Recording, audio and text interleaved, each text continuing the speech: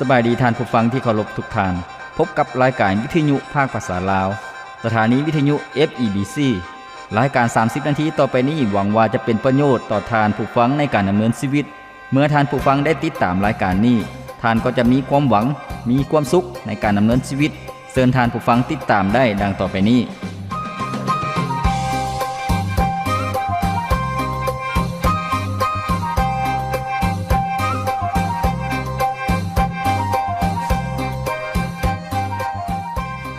ความชอบธรรมเป็นทางไปสู่ชีวิตแต่ความชั่วร้ายเป็นทางไปสู่ความตายสุภาษิตบทที่12ข้อที่28สุขสบายดีพ่อแม่พี่น้องท่านผู้ฟังที่เคารพรักทุกท่านพบกันอีกเช่นเคยกับรายการชีวิตนี้ยังมีความหวังข้าพเจ้าพรประเสริฐผู้ดำเนินรายการยินดีต้อนรับท่านผู้ฟังที่จะมาศึกษาเรียนรู้และรับประพรจากหลักคำสอนในพระธรรมคัมภีร์ท่านฟังที่เคารพรายการของพวกเขามีจุดประสงค์เป้าหมายเพื่อให้พี่น้องประชาชนลาวบรรดาเผ่าได้เข้าใจได้รู้จักกับพระเจ้าและรู้จักกับคำสอนของพระองค์ท่านฟังที่เคารพในส่วนนี้พวกเขาได้เรียนรู้ในภาคส่วนที่5แล้วท่านผู้ฟังซึ่งเป็นภาคส่วนคำสั่งสอนของพระเยซูเจ้าหรือว่าอีกชื่อหนึ่งก็คือคำเทศนาของพระเยซูเจ้าอยู่ถึงโนนภูซึ่งเป็นภาคส่วนที่ได้รวบรวมเอาหัวข้อต่างๆคำสอนของพระเยซูเจ้าที่พระคัมภีร์ได้บันทึกไว้ซึ่งอยู่ในพระธรรมมัทธิวบทที่5ถึงบทที่7มีหัวข้อต่างๆซึ่งจุดประสงค์เป้าหมายที่พระเยซูเจ้าทรงสั่งสอนประชาชนและผู้ติดตามพระองค์ให้เข้าใจว่าท่าทีหรือว่าการประพฤติของผู้ที่ติดตามพระองค์หรือว่าท่าทีหรือการประพฤติของคนที่อยู่ในอาณาจักรของพระเจ้านั้นควรจะมีท่าทีชีวิตสำแดงออกมาเป็นอย่างใดบ่แม่นการปฏิบัติตามกฎธรรมเนียมหรือว่าพิธีกรรมทั้งด้านศาสนาแต่ภายนอกเท่านั้นอันนั้นเป็นเพียงแต่คำสอนของมนุษย์แต่ว่าพระเยซูเจ้าทรงแนะนำความจริงให้พวกเขาเข้าใจอย่างเลิกเชิงว่าท่าทีหรือว่าความคิดจิตใจหรือว่าการสำแดงชีวิตในการเชื่อฟังพระเจ้านั้นเป็นท่าทีแนวใดและท่านผู้ฟังที่เคารพมื้อนี้พวกเขาจะได้เรียนรู้ในคำสั่งสอนของพระเยซูเจ้าเรื่องต่อไปที่มีชื่อว่าความกระวนกระวาย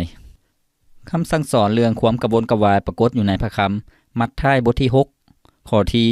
25ถึงข้อที่34ก็ได้มีเรื่องราวและเนื้อหาดังต่อไปนี้ดังนั้นเฮาจึงบอกพวกเจ้าบ่ให้กระวนกระวายถึงเรื่องอาหารสำหรับชีวิตตนว่าจะกินหยังจะดื่มหยังหรือถึงเรื่องเครื่องนุ่งห่มสำหรับร่างกายชีวิตสำคัญกว่าอาหารและร่างกายก็สำคัญกว่าเครื่องนุ่งห่มบ่แม่นบ่จงเบิ่งฝูงนกในท้องฟ้ามันบ่ได้หวานบ่ได้เก็บเกี่ยวและบ่ได้ทอนห่มไว้ในเล้าแต่พระบิดาของพวกเจ้าผู้สถิตอยู่ในสวรรค์ก็ยังเลี้ยงนกนั้นพวกเจ้ามีค่าหลายกว่าฝูงนกนั้นบ่แม่นบ่มีผู้ใดแดในพวกเจ้าที่กระวนกระวายแล้วต่ออายุให้มีชีวิตยืนยาวได้อีกจักหน่อยหนึ่งเป็นด้วยเหตุใดจึงกระวนกระวายถึงเรื่องเครื่องนุ่งห่มจงเบิ่งดอกไม้ป่านั้นแม่มันใหญ่ขึ้นมาได้อย่างใดมันบ่ได้เฮ็ดเวียกบ่ได้ตำผ้าเฮ็ดเครื่องนุ่งสำหรับมันเองแต่เฮาบอกพวกเจ้าว่าแม้แต่กษัตริย์โซโลมอนผู้ที่หังมีด้วยทรัพย์สมบัติที่ตนมีอยู่ทั้งหมดก็ยังบ่มีเครื่องนุ่งงามเท่ากับดอกไม้เหล่านี้ดอกหนึ่งแม้นพระเจ้าที่เป็นผู้ตบแต่งดอกไม้ป่าอยู่ตามทุ่งหญ้าซึ่งเป็นอยู่ในมื้อนี้และมื้ออื่นก็จะถูกตัดทิ่มเผาไฟเสียพระเจ้าจะบ่ตบแต่งเจ้าทั้งหลายกว่าดอกไม้นั่นบ่โอ้ผู้มีความเชื่อน้อยเอ้ยดังนั้นอย่ากระวนกระวายเลยว่าจะกินหยังจะดื่มหยังและจะนุ่งห่มหยังสิ่งทั้งหมดเหล่านี้แหละที่คนบ่นับถือพระเจ้าซอกหาพระบิดาของพวกเจ้าผู้สถิตอยู่ในสวรรค์ฮู้ว่าพวกเจ้าต้องการสิ่งเหล่านี้แล้วแต่ก่อนอื่นหมดเจ้าทั้งหลายจงแสวงหาราชอาณาจักรของพระเจ้าและความชอบธรรมของพระองค์แล้วพระองค์จะทรงเพิ่มเติมสิ่งทั้งปวงเหล่านี้ให้แก่พวกเจ้าเหตุฉะนั้นอย่ากระวนกระวายถึงมื้ออื่นเพราะมื้ออื่นก็มีเรื่องกระวนกระวายในตัวมันเองความทุกข์ในวันใดก็พอแล้วสำหรับวันนั้นท่านฟังที่เคารพนี่ก็คือคำสั่งสอนของพระเยซูเจ้าเรื่องความกระวนกระวายเป็นอย่างพระเยซูเจ้าจึงทรงสั่งสอนเรื่องความกระวนกระวายเมื่อพวกเขาเว้าถึงความกระวนกระวายความกระวนกระวายแม่นหยังท่านผู้ฟังหลายคนก็อาจจะเข้าใจซึ่งความกระวนกระวายก็คือความกังวลนั่นเองความวิตกกังวลหรือว่าการรู้สึกเป็นทุกข์ใจรู้สึกอุกอังใจว่าชีวิตจะเป็นแนวใดชีวิตจะดีขึ้นหรือบ่แม้หยังจะเกิดขึ้นในชีวิต จะมีอันนี้บ่จะมีอาหารการกินหรือบ่มีเครื่องนุ่งห่มหรือว่าในอนาคตจะเป็นแนวใดมื้ออื่นจะเป็นแนวใดนั่นก็คือความวิตกกังวลท่านผู้ฟังดังนั้นความกระวนกระวายเป็นท่าทีภายในที่พวกเขารู้สึกเป็นทุกข์ใจรู้สึกอุกอังใจในภายในใจแล้วก็แสดงออกมาในสีหน้าที่เศร้าหมองหรือว่าการดำเนินชีวิตการประพฤติที่บ่มีพลังบ่มีความปิติยินดีนั่นก็คือความเป็นทุกข์การกระวนกระวายซึ่งบางคนถึงขั้นกินบ่ได้นอนบ่หลับย้อนว่ามีความกระวนกระวายบางคนก็เกิดโรคกระเพาะเพราะว่ากังวลเกินไปบางคนก็จอยผอมท่านผู้ฟังน้ำหนักลดลงสุขภาพก็ทรุดโทรมลงเพราะว่ามีความวิตกกังวลเมื่อเว้าถึงความกระวนกระวายแน่นอนที่สุดมันอยู่ใกล้ตัวพวกเขาโดยเฉพาะในสังคมปัจจุบันนี้ในสถานการณ์ในปัจจุบันพวกเขาจะเห็นว่าเศรษฐกิจในแต่ละพื้นที่ก็ได้รับผลกระทบเนื่องจากโรคโควิด-19 หรือว่าโรคพยาธิไวรัสปอดอักเสบนั่นที่แพร่ระบาดไปในหลายๆประเทศทั่วโลกแล้วก็เฮ็ดให้เศรษฐกิจในแต่ละประเทศแล้วก็เศรษฐกิจโลกนั้นตกต่ำการเฮ็ดเวียกเฮ็ดงานก็ลำบากการค้าขายก็ลำบากฉะนั้นแน่นอนที่สุดคนเฮาก็ต้องเจอกับปัญหาเรื่องอาหารการกินเรื่องชีวิตการเป็นอยู่ฉะนั้นคนเฮาจึงมีความวิตกกังวลมีความกระวนกระวายการที่พระเยซูเจ้าทรงสอนเรื่องความกระวนกระวายพระองค์ทรงรู้ดีท่านผู้ฟังว่าความคิดจิตใจของมนุษย์นั่นต้องการหยังซึ่งเริ่มต้นด้วยข้อที่25บอกว่าดังนั้นเฮาจึงบอกพวกเจ้าบ่ให้กระวนกระวายถึงเรื่องอาหารสำหรับชีวิตของตนว่าจะกินหยังจะดื่มหยังจะเอาหยังนุ่งห่มคำว่าดังนั้นก็คือเป็นประโยคที่ต่อมาจากเรื่องที่ผ่านมาซึ่งเรื่องที่ผ่านมาพวกเฮาได้เรียนรู้เรื่องทรัพย์สมบัติหรือว่าเรื่องรับใช้พระเจ้าหรือว่ารับใช้เงินคำอันใดสำคัญกว่าซึ่งเป็นการต่อเนื่องที่พระเยซูเจ้าทรงสอนพระองค์ทรงชี้ให้ผู้ฟังเห็นว่าการที่ชีวิตของพวกเขาต้องลำดับความสำคัญก็คือให้พระเจ้านั้นสำคัญกว่าทุกสิ่งอย่าให้เงินคำหรือว่าทรัพย์สมบัตินั้นเป็นเจ้านายพวกเขาบ่ดังนั้นพวกเขาจะเป็นทาสของเงินคำซึ่งพระคริสตธรรมคัมภีร์ได้กล่าวไว้ว่าคนที่โลภมักได้หรือว่าคนที่อยากหั่งมีอยากร่ำรวยนั้นก็ตกในบ่วงแห้วของการหลอกลวงหรือว่าการข่มขืนใจความทุกข์โศกเศร้าเสียใจฉะนั้นเงินคำนั้นมีประโยชน์แต่พวกเขาต้องใช้ให้มันเป็นถ้าพวกเขาใช้เงินคำให้มันเป็นก็คือว่าเงินคำนั้นก็จะรับใช้เฮาท่านผู้ฟังแต่ว่าหากพวกเขาใช้บ่เป็นเงินคำนั้นก็จะเป็นเจ้านายเฮาก็คือว่าพวกเขาจะเฮ็ดทุกสิ่งทุกอย่างเพื่อให้ได้เงินคำมาและชีวิตของพวกเขาก็บ่มีความสุขเงินคำเองก็บ่ได้เป็นที่พึ่งสำหรับชีวิตที่พึ่งที่แท้จริงก็คือพระเจ้านั่นเองซึ่งเรื่องที่ผ่านมาพวกเขาได้เรียนรู้คือว่าพระเยซูเจ้าทรงสอนให้พวกเขาท่อนโฮมหรือว่าสะสมทรัพย์สมบัติไว้ถึงสวรรค์บ่ให้สะสมทรัพย์สมบัติไว้ในโลกนี้ความหมายคือว่าให้เฮาเป็นคนที่หังมีในพระเจ้าบ่แม่นเป็นคนที่หังมีสำหรับชีวิตของตัวเองหรือว่าในโลกนี้สิ่งนี้แสดงให้พวกเขาเห็นคือว่าพวกเขาบ่ต้องเพิ่งพาเงินคำเพราะว่าเงินคำนั้นบ่ได้ซอยให้พวกเขาให้หลุดพ้นออกจากนรกบึงไฟเงินคำนั้นบ่ได้ซอยให้พวกเขาเป็นคนชอบธรรมเงินคำนั้นบ่ได้เฮ็ดให้พวกเขานั้นมีความปลอดภัยที่แท้จริงในชีวิตเพราะว่า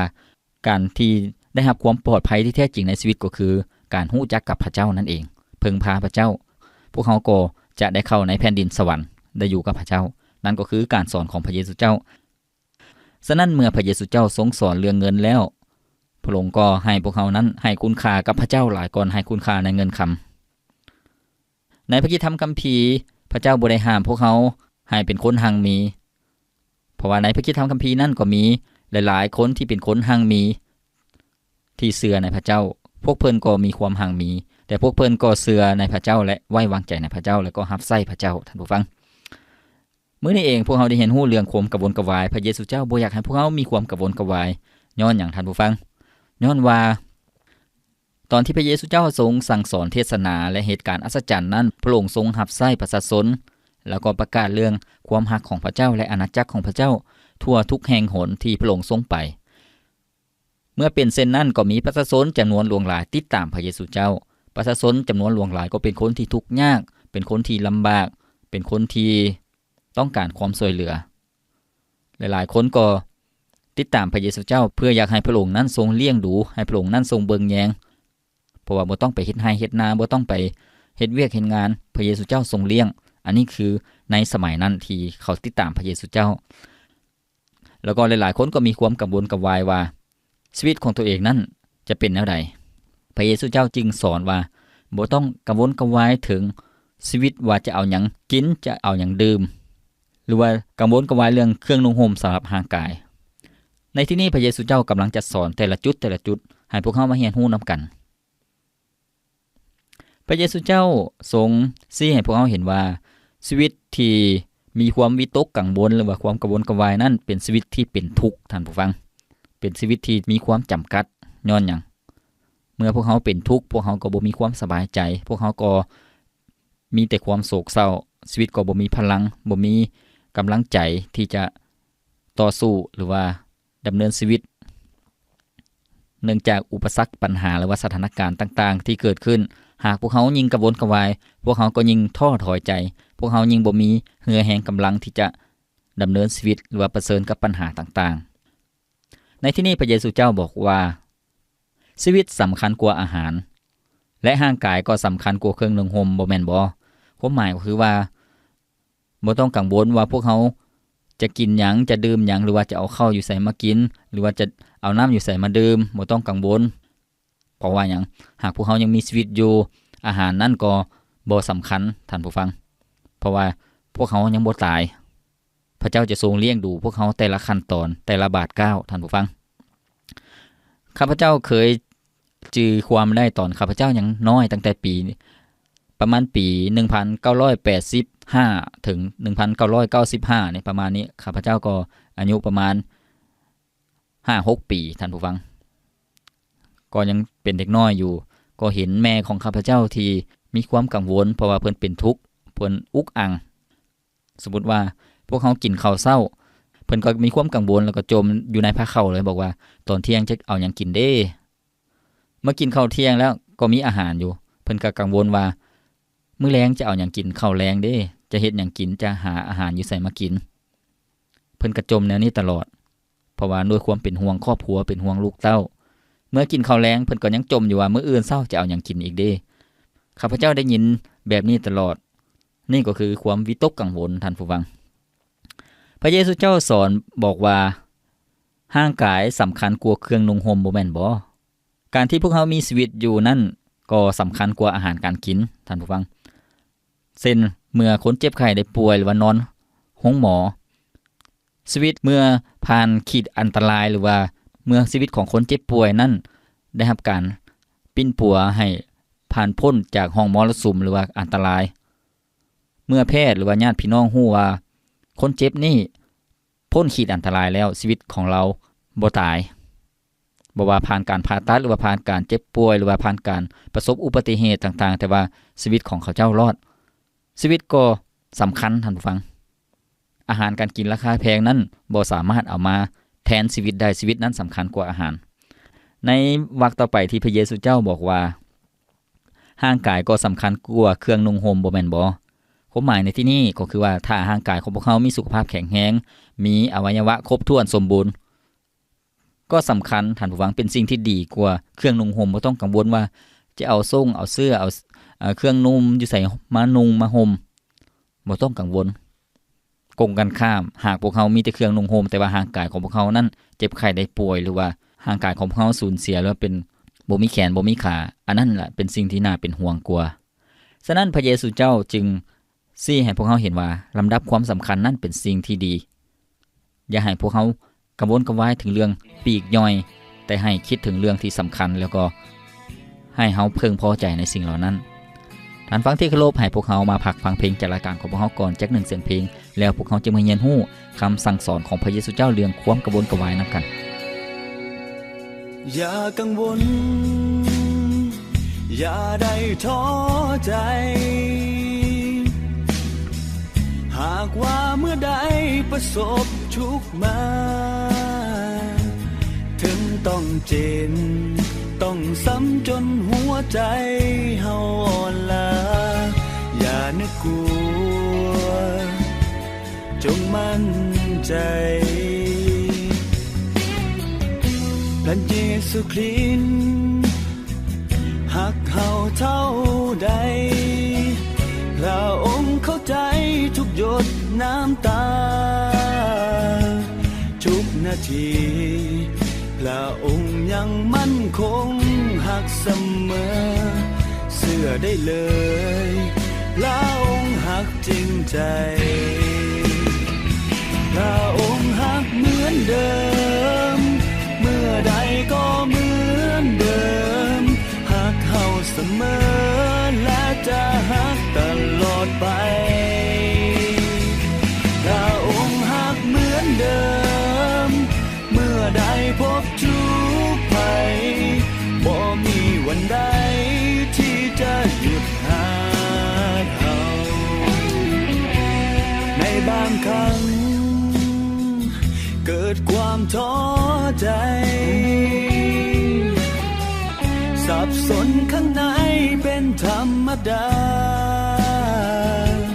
ที่สำคัญพระองค์บ่หลงลืมเฮาจักครั้งพระองค์ยังหักเฮาบันคงเหมือนเดิม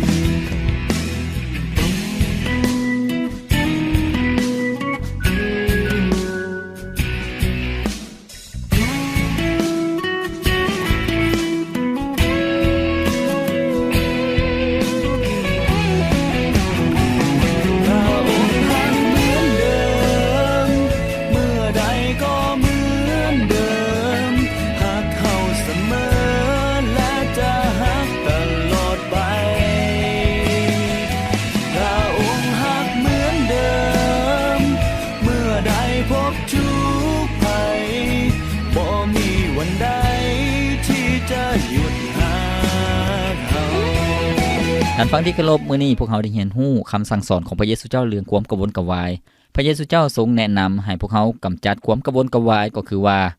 ให้เบิ่งสิ่งที่เป็นจุดประสงค์เป้าหมายของพระเจ้าในข้อที่26บอกว่าจงเบิ่งนกในท้องฟ้ามันบ่ได้หวานมันบ่ได้เกี่ยวมันบ่ได้ท่อนโหมไว้ในเล้าแต่พระบิดาของพวกเจ้าผู้สถิตอยู่ในสวรรค์ก็ยังเลี้ยงนกนั้นพวกเจ้ามีค่าหลายกว่าฝูงนกนั้นบ่แม่นบ่พระเยซูเจ้ากำลังชี้ให้พวกเขาเห็นว่าแม้แต่ฝูงนกจอกนกจิบเฟืองหรือว่านกหลายๆชนิดที่มันบ่ได้เฮ็ดไร่เฮ็ดนามันดำรงชีวิตอยู่มันก็บ่ตายมันก็ออกแม่แผ่ลูกพระเจ้าทรงเลี้ยงดูนกเหล่านั้นพระเจ้าบ่ได้ปะทิ่มแม้แต่นกน้อยที่เป็นสัตว์ท่านผู้ฟังเหตุฉะนั้นพระบิดาของพวกเจ้าผู้สถิตอยู่ในสวรรค์ในที่นี้พระเยซูเจ้ากำลังชี้เห็นว่าพระเจ้าทรงเป็นพระบิดาเป็นพระผู้สร้างเป็นเจ้าของชีวิตของพวกเขาเป็นลูกของพระเจ้าคนที่เชื่อวางใจในพระเจ้าก็เป็นลูกของพระองค์พระองค์ก็จะเบิ่งแยงชีวิตของพวกเขาเองพระเยซูเจ้ากล่าวว่าพวกเจ้ามีค่าหลายกว่าฝูงนกนั่นบ่แม่นบ่ความหมายคือว่า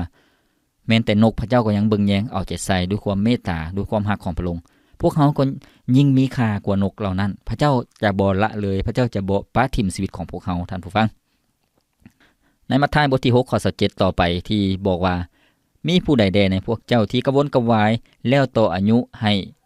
มีชีวิตยืนยาวได้อีกจักหน่อยหนึ่งความหมายก็คือว่าความกระวนกระวายนั้นบ่ได้ต่ออายุให้พวกเขายืนยาวท่านผู้ฟังแต่กงกันข้ามความกระวนกระวายเฮ็ดให้พวกเขานั้นเป็นทุกข์ใจเฮ็ดให้พวกเขาโศกเศร้าเฮ็ดให้พวกเขานั้นบ่มีความสุขเมื่อเป็นนั้นก็บ่อยากกินบ่ได้นอนบ่หลับแม่นบ่ทันฟังอุกอังโรคต่างๆโรคภัยไข้เจ็บก็เกิดขึ้นแทนที่อายุจะยืนยาวท่านผู้ฟังแต่ว่าในที่นี้บอกว่ามีไผแดที่กระวนกระวายแล้วจะต่ออายุให้ยาวอีกจักหน่อยหนึ่งความหมายคือความกระวนกระวายนั่นแหละความเป็นทุกข์นั่นแหละจะเฮ็ดให้อายุของพวกเขาสั้นลงย้อนว่าพวกเขานั้นบ่มีความสุขท่านฟังเคยได้ยินคำบอกว่าหอยยิ้มท่านผู้ฟังหรือว่าเสียงหัวเฮ็ดให้อายุยืนท่านใดที่มีอารมณ์ดีมีความสุขความปิติยินดีนั่นเป็นยาวิเศษท่านผู้ฟังจะเฮ็ดให้อายุยืนข้อที่28บอกว่าเป็นด้วยเหตุใดจึงกระวนกระวายถึงเรื่องเครื่องนุ่งห่มเมื่อกี้นี้พระเยซูเจ้ากำลังสอนเรื่องอาหารการกินบ่ต้องกระวนกระวายพระเจ้าจะทรงเลี้ยงดูพระเจ้าจะทรงจัดเตรียมขนาดนกพระเจ้าก็ยังบ่ได้ปะทิ่มท่านผู้ฟังพวกเขามีค่าหลายกว่านกอีกส่วนวรรคต่อมาที่พระเยซูเจ้ากำลังสอนก็คือว่าบ่ต้องกระวนกระวายเรื่องเครื่องนุ่งห่มจงเบิ่งดอกไม้ในป่านั่นแม่มันใหญ่ขึ้นมาอย่างใดมันบ่ได้เฮ็ดเวียกมันบ่ได้ มันบ่ได้ตำผ้าเฮ็ดเครื่องนุ่งสำหรับมันเองแต่เฮาบอกพวกเจ้าว่าแม้แต่กษัตริย์โซโลมอนผู้หังมีด้วยทรัพย์สมบัติที่ตนมีอยู่ทั้งหมดก็ยังบ่มีเครื่องนุ่งงามเท่ากับดอกไม้เหล่านี้ดอกหนึ่งท่านฟังที่เคารพในที่นี้แสดงให้พวกเขาเห็นว่าพระเจ้าได้ตกแต่งพระเจ้าได้เฮ็ดให้ดอกไม้ในป่ามีความสวยสดงดงามด้วยฤทธิ์เดชของพระเจ้าพระเจ้าจะทรงตกแต่งชีวิตของพวกเขาเองท่านผู้ฟังก็คือว่าพระเจ้าจะทรงจัดเตรียมสิ่งที่จำเป็นให้กับชีวิตของพวกเขาฉะนั้นให้ชีวิตของพวกเขานั้นมีความไว้วางใจในพระเจ้าท่านผู้ฟังว่าพระเจ้านั้นทรงเป็นเจ้าของชีวิตของพวกเขาเป็นผู้เบิ่งแยงชีวิตของพวกเขาอย่าให้พวกเขากระวนกระวายเพราะว่าความกระวนกระวายนั้นบ่ได้ซอยเหลือหยังแต่ว่าความกระวนกระวายจะมีผลเสียหลายก่อนผลได้ท่านผู้ฟังฉะนั้นให้พวกเขามีความไว้วางใจในพระเจ้าการที่มีความเชื่อวางใจในพระเจ้านั้นบ่ได้หมายความว่าพวกเขาบ่ได้เฮ็ดหยังมีแต่นั่งและนอนหรือว่ารอท่ากินให้พระเจ้าเลี้ยงดูบ่แม่นแนวนั้นพวกเขาก็ยังเฮ็ดเวียกเฮ็ดไร่เฮ็ดนาเฮ็ดสวนเฮ็ดหน้าที่การงานของพวกเขาเป็นปกติท่านผู้ฟังด้วยการเชื่อวางใจในพระเจ้าและพระองค์จะทรงเบิ่งแยงชีวิตของพวกเขาเองข้อที่31บอกว่าดังนั้นอย่ากระวนกระวายเลยว่าจะกินหยังจะดื่มหยังจะนุ่งห่มหยังข้อที่32สิ่งทั้งหมดเหล่านี้แหละที่คนที่บ่นับถือพระเจ้าซอกหาพระบิดาของพวกเจ้าผู้สถิตอยู่ในสวรรค์ฮู้ว่าพวกเจ้าต้องการสิ่งเหล่านี้แล้วพระเยซูเจ้ากำลังชี้ให้ผู้ฟังเห็นว่าการกระวนกระวายว่าจะกินหยังจะดื่มหยังจะนุ่งห่มหยังเป็นสิ่งที่เป็นแนวคิดหรือว่าเป็นชีวิตของคนที่บ่นับถือพระเจ้าความหมายในที่นี้ก็คือเมื่อพระเยซูเจ้าทรงสอนประชาชนที่เป็นคนอิสราเอลหรือว่าเป็นคนยิวที่เชื่อในพระเจ้าพระผู้สร้างพระเยซูเจ้ากำลังเปรียบเทียบว่าคนบ่เชื่อพระเจ้าก็คือคนต่างชาตินั่นเองท่านผู้ฟังพวกเขาเจ้ามีความกระวนกระวายคนเหล่านั้นมีความวิตกกังวลแต่พระเยซูเจ้ากำลังชี้ให้ผู้ฟังเห็นว่าคนที่เชื่อวางใจในพระเจ้าบ่ต้องกังวลให้มีความไว้วางใจในพระเจ้าย้อนหยังย้อนว่าพระเจ้าพระผู้สร้างเป็นพระเจ้าผู้ทรงยิ่งใหญ่ทรงฮู้แล้วว่าพวกเขาจำเป็นหยังพวกเขาต้องการหยังเช่นครอบครัวก็จะมีลูกท่านผู้ฟังเมื่อลูกเข้าโรงเรียนอนุบาลเมื่อลูกเข้าโรงเรียนประถมหรือว่าเข้าโรงเรียนมัธยมลูกจะบ่ได้กระวนกระวายว่าจะกินหยังจะนุ่งหยังแม่นบ่ท่านผู้ฟังเพราะว่าเป็นหน้าที่ของพ่อแม่จะจัดเตรียมจะเลี้ยงดูจะเบิ่งแยงลูกเองลูกก็มีหน้าที่เรียนเท่านั้นมีหน้าที่ที่จะเรียนรู้หรือว่ามีพัฒนาการมีความเติบใหญ่สมบูรณ์เป็นผู้ใหญ่ในอนาคตถ้าเด็กน้อยคนใดที่เข้าอนุบาลหรือเรียนประถมกระวนกระวายตลอดก็แสดงว่าเป็นเด็กที่บ่มีความสุขท่านผู้ฟังการจัดเตรียมนั้นเป็นหน้าที่ของพ่อแม่เช่นเดียวกันท่านผู้ฟังชีวิตของพวกเขาการจัดเตรียมเป็นหน้าที่ของพระเจ้าพวกเขาก็เฮ็ดหน้าที่ของพวกเขาคือการดำเนินชีวิตด้วยความเชื่อฟังพระองค์คำตอบที่พระเยซูเจ้าทรงให้ผู้ฟังได้เข้าใจและสิ่งนี้ก็เป็นพระพรสำหรับมนุษย์ทุกยุคทุกสมัยคืออย่างท่านผู้ฟังมัทธิวบทที่6ข้อที่33บอกว่าแต่ก่อนอื่นหมดเจ้าทั้งหลายจงแสวงหาราชอาณาจักรของพระเจ้าและความชอบธรรมของพระองค์แล้วพระองค์จะทรงเพิ่มเติมสิ่งทั้งปวงเหล่านี้ให้แก่พวกเจ้านี่ก็คือคำตอบสำหรับชีวิตมนุษย์ทุกคนทุกยุคทุกสมัยแล้วก็เป็นคำตอบสำหรับชีวิตของมนุษย์ทุกคนอยู่ในทุกสถานการณ์บ่ว่าจะเป็นสถานการณ์ที่ฝืดเคืองยุ่งยากลำบากหรือว่าสถานการณ์ที่มีความสนุกสบายมีความหังมีความเจริญรุ่งเรืองแต่ว่าพระเจ้าทรงเปิดทางออกให้กับพวกเขาได้เข้าใจถึงเคล็ดลับชีวิตของมนุษย์ทุกคนคืออย่างท่านผู้ฟังก็คือว่าให้พวกเขาแสวงหาราชอาณาจักรของพระเจ้าและความชอบธรรมของพระองค์ก่อนการที่พวกเขาจะแสวงหาราชอาณาจักรของพระเจ้าคืออย่างท่านฟังก็คือว่าแสวงหาหนทางหลุดพ้นนั่นเองจากนรกบึงไฟพวกเขาจะหลุดพ้นออกจากการตัดสินลงโทษในนรกบึงไฟพวกเขาจะได้เข้าในแผ่นดินสวรรค์ได้แนวใดก็คือการแสวงหาอาณาจักรของพระเจ้าและการที่พวกเขาเป็นมนุษย์ที่เป็นคนบาปพวกเขาจะเป็นคนชอบธรรมได้แนวใดก็ต้องแสวงหาความชอบธรรมของพระเจ้าคำตอบมีอยู่ใส่ท่านผู้ฟังคำตอบบ่ได้มีอยู่ในการถือศีลการถือกฎเกณฑ์หรือว่าการปฏิบัติตามคำสอนของศาสนาอย่างเคร่งครัดบ่ได้ซอยให้พวกเขาเข้าในอาณาจักรของพระเจ้าสิ่งเหล่านี้บ่ได้ซอยให้พวกเขาเป็นคนชอบธรรมคำตอบมีคำตอบเดียวท่านผู้ฟังก็คือการเปิดใจต้อนรับเชื่อวางใจในพระเยซูเจ้านั่นเองพวกเขาก็ได้เข้าในอาณาจักรของพระเจ้าพวกเขาก็ได้เป็นผู้ชอบธรรมฉะนั้น ลำดับความสำคัญสำหรับชีวิตของมนุษย์ทุกคนก็คือให้พวกเขาแสวงหาอาณาจักรของพระเจ้าและความชอบธรรมของพระองค์นั่นก็คือเชื่อในพระเยซูเจ้าพระผู้สอนให้พ้นเมื่อพวกเขาได้เข้าในอาณาจักรของพระเจ้ามีชื่อจดไว้ในหนังสือแห่งชีวิตอยู่ถึงสวรรค์แล้วเป็นผู้ชอบธรรมแล้วในวรรคต่อไปที่เป็นคำตอบบอกว่าแล้วพระองค์จะทรงเพิ่มเติมสิ่งทั้งปวงเหล่านี้ให้แก่ทานพระเจ้าจะทรงเป็นผู้จัดเตรียมอาหารการกินเครื่องนุ่งห่มจัดเตรียมสิ่งที่ดีสำหรับชีวิตของพวกเขาเมื่อพวกเขาได้รับความพ้นแล้วเป็นลูกของพระเจ้าแล้วพระองค์จะทรงเบิ่งแยงชีวิตของพวกเขาเองเป็นหน้าที่ของพระเจ้าฉะนั้นข้อที่34จึงให้แง่คิดสำหรับพวกเขาว่าเหตุฉะนั้นอย่ากระวนกระวายถึงมื้ออื่นเพราะมื้ออื่นก็มีเรื่องกระวนกระวายในตัวมันเองความทุกข์ในวันใดก็พอแล้วสำหรับวันนั้นความหมายคือว่าบ่จำเป็นต้องกระวนกระวายถึงมื้ออื่นถึงมื้อฮื้อถึงเดือนหน้าถึงปีหน้าถึงอนาคตบ่ต้องกังวลเพราะว่าแต่ละมื้อก็มีความทุกข์อยู่แล้วก็มีความกังวลอยู่แล้วให้แต่ละมื้อผ่านไปโดยการพึ่งพาพระเจ้าโดยความเชื่อในพระเจ้ารับกำลังจากพระเจ้าและสิ่งสำคัญรับสันติสุขและความปิติยินดีจากพระเจ้าพระเยซูเจ้าจะให้พวกเขานั้นมีความไว้วางใจในพระองค์เมื่อพวกเขาพึ่งพาพระเจ้าพวกเขาก็มีความไว้วางใจชีวิตของพวกเขาก็จะบ่เป็นทุกข์บ่กระวนกระวายเกินไปตัวอย่างบางคนกระวนกระวายว่าค่าเช่าเรือนหรือว่าค่ารถที่เฮาต้องจ่ายทุกเดือนนั้นจะเอาเงินมาแต่ไสหรือว่าค่าเรียนลูกล่ะจะเอามาจากไสกระวนกระวายตั้งแต่ต้นเดือนแต่ว่าเมื่อท้ายเดือนก็มีเงินมาจ่ายอยู่ดีพระเจ้าจัดเตรียมให้ฉะนั้นอย่าให้เฮากระวนกระวายให้เฮาพึ่งพาพระเจ้าท่านฟังที่เคารพมื้อนี้พวกเฮาได้เรียนรู้บทเรียนคำสั่งสอนของพระเยซูเจ้าเรื่องความกระวนกระวายเชื่อว่าจะเป็นแง่คิดสำหรับท่านผู้ฟังที่จะประยุกต์ใช้ในชีวิตของท่านผู้ฟังพระเจ้าปรารถนาที่จะให้ท่านผู้ฟังนั้นมีความเชื่อไว้วางใจในพระองค์พึ่งพาพระองค์พระเจ้าบ่อยากให้พวกเขาเป็นคนที่วิตกกังวลเกินไปแบกโลกไว้ทั้งโลกมีแต่ความเศร้าหมองชีวิตบ่มีความปิติยินดีหากพวกเขามีความไว้วางใจในพระเจ้าถึงแม้ว่าปัญหาถึงแม้ว่าอุปสรรคจะใหญ่ปานใดพวกเขาก็ผ่านพ้นไปได้ข้าพเจ้าหวังว่าท่านผู้ฟังจะเข้ามาขอการช่วยเหลือจากพระเจ้าพระเยซูเจ้าทรงรักท่านผู้ฟังทุกท่านฟังที่เคารพเว้ารวมแล้วมีเหตุผล7ประการที่พวกเขาบ่ต้องกระวนกระวายหรือว่าบ่ต้องกังวลประการนำอีกก็คือว่าให้พวกเขาไว้วางใจในพระเจ้าพระผู้สร้างทุกสิ่งสร้างสิ่งทั้งปวงสร้างสัตว์สร้างธรรมชาติพระองค์ทรงใส่ใจและห่วงใยในทุกรายละเอียดชีวิตของพวกเขาพระองค์ก็ทรงห่วงใยเช่นเดียวกันฉะนั้นพวกเขาบ่ต้องกระวนกระวายอย่างที่2ความกระวนกระวาย